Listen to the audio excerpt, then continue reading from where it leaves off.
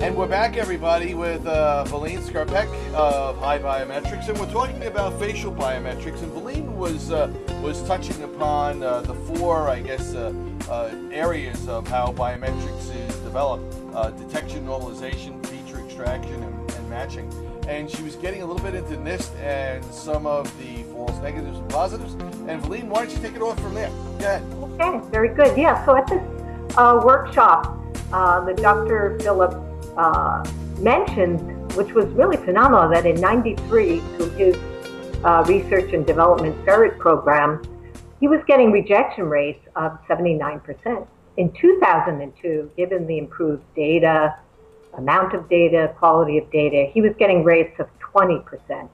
And now, since then, really within the 10 years, we've really seen something absolutely phenomenal happening, where he's now seeing rates of 0.003. That's way less than 1%. So you see really that this is going to have a huge impact on the way we're processing faces. And so the work he's been doing has been on sort of mugshots, high quality input. So now he's really focusing in on, well, what if I don't have such great input quality? And that's kind of where he's going with that. Well, let's look at the applications next. So, of course, we have our traditional applications in government for border control, law enforcement, and military. And in the enterprise, I think it's pretty much an option that is used comfortably, where individuals can get convenient access to their own PC with vendors like BioTrust. It's kind of a win login replacement. Some people love it. Some people not so crazy about it if they feel like it's too sensitive. But what's nice there is it does let you re-enroll, so you have different images, so there'll be more of an acceptance for environmental conditions like changing your place or the lighting, etc. Of course, the big applications are in the area of social media. So applications like Google and Facebook, and of course the whole photo tagging, finding your friends, etc. is very big, and I think we know there have been, some privacy issues, concerns with that, but also people really loving it with their own friends. And here we start to see really a difference too in that first step, which we talked about as detection.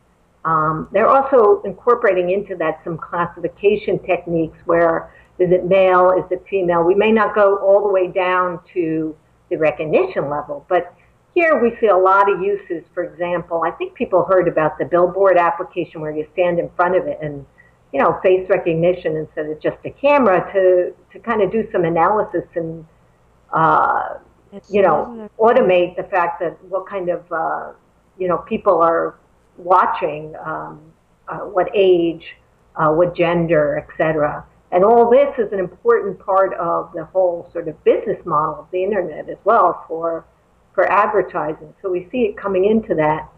But when a lot of people, when you get into the privacy concerns at the time when it was sort of became more public last year, like last summer, there was this word creepy that came in. And people realized if you combine that technique with, for example, where somebody's located, etc., all of a sudden you can kind of apply a name to a face of complete strangers, and this really seems to be going over the line. So you see also sites like face.com, they're kind of one of many, but they're pretty big. They offer an API, so just like Google and Facebook can use it, there are other applications can use it. A lot of sort of fun applications out there, kind of one where it's kind of similar. They use a site where, like, it's a dating site. They help you find somebody biometrically similar, and they feel that will, help them find the right mate. So all these things, of course, get on that line and calls for, of course, privacy and policy kinds of regulations.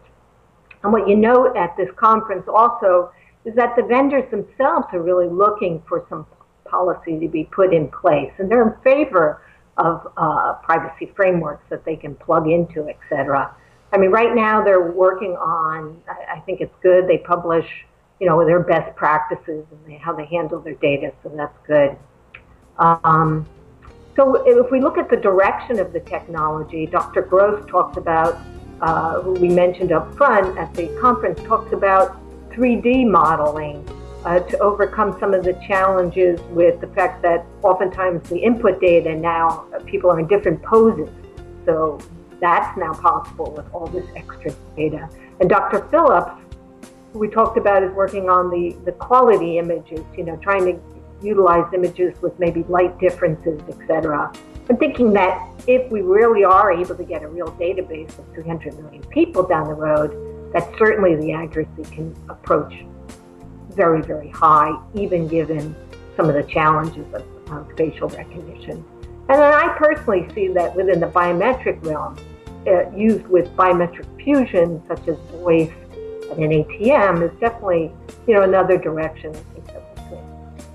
Well, we're that's it for today. Yeah, well, you've covered a great swath of areas there. All right, that is Facial Biometrics, Valene Skerpac from iBiometrics, and don't forget to visit Valene's blog, where she lists a lot of the FTC Workshop links, papers, PowerPoints, and things of that nature, which everybody can pick up on. As we say here at InfraGard, the education continues. All right, it just doesn't stop here at your doorstep. You got to go out and open the door and get more information as you march on. All right, Valene, thank you very much for coming on the program today, and we look forward to having you someday in the future. Bye now. Very good. Thank you.